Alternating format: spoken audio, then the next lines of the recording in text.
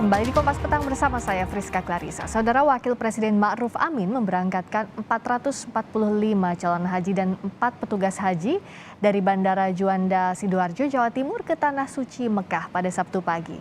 Pemberangkatan haji tahun ini menjadi bekal percontohan setelah 2 tahun tidak ada karena COVID-19. Memberangkatkan kloter pertama jemaah calon haji embarkasi Surabaya, Wakil Presiden Ma'ruf Amin didampingi Gubernur Jawa Timur Khofifah Indar Parawansa. Pada musim haji tahun ini, embarkasi Surabaya, Jawa Timur memberangkatkan total 16.815 calon haji yang terbagi menjadi 38 kloter. Haji tahun ini menjadi semacam ukuran, menjadi penilaian.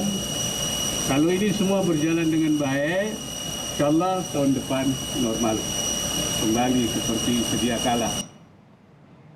Di Asrama Haji Pondok Gede, kloter kedua jemaah calon haji dari Provinsi DKI Jakarta akan diberangkatkan besok.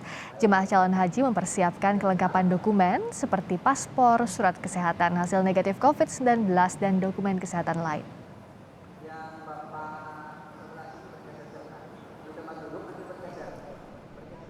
Jemaah haji kloter pertama tiba di Bandara Amir Muhammad bin Abdul Aziz, Madinah, Arab Saudi. Jemaah datang lebih cepat 1 jam dari jadwal. Kedatangan jemaah disambut Duta Besar RI untuk Arab Saudi, Abdul Aziz Ahmad.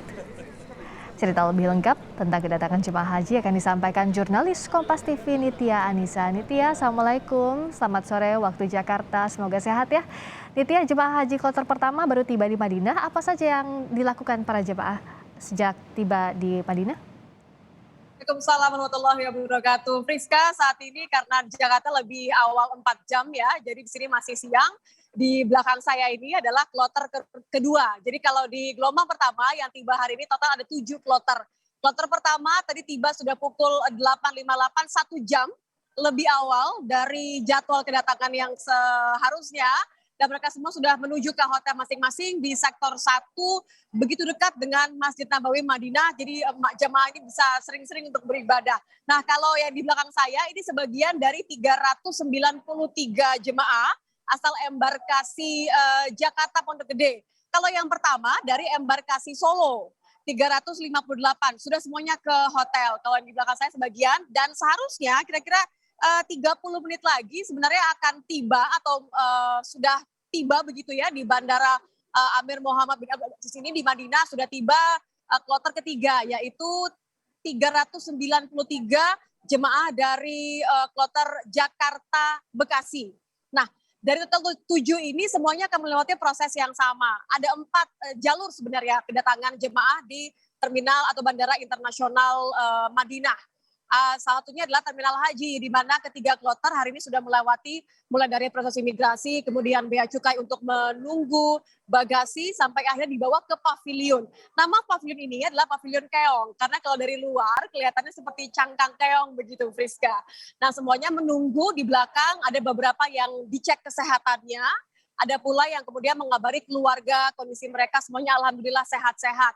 Nah, yang terpenting adalah di sini, di pavilion ini, mereka diimbau juga oleh PPIH untuk menjaga kondisi kesehatan. Karena kalau di luar saja, saya keluar berjalan sedikit saja dari pavilion, ini suhunya luar biasa, Masya Allah panas sekali, mencapai 43 derajat Celcius. Kalau kemarin mencapai 46 derajat, karena memang rangkaian ibadah haji ini jatuh di puncak musim panas di Arab Saudi. Jadi dari PPIH sendiri mengimbau agar jemaah dari Indonesia terutama untuk sering-sering minum air putih, kemudian menggunakan masker, menggunakan sunblock agar semuanya tetap sehat. Saya akan hadirkan sedikit, kita akan dengarkan bersama. Ini adalah keterangan imbauan juga sebenarnya dari tim promosi kesehatan PPIH Arab Saudi, Ibu Nugraheni. Jemaah haji selalu membawa APD, alat pelindung diri. Apa aja tuh, Bu? Ya, topi, kacamata, masker, air oralit, sunblock.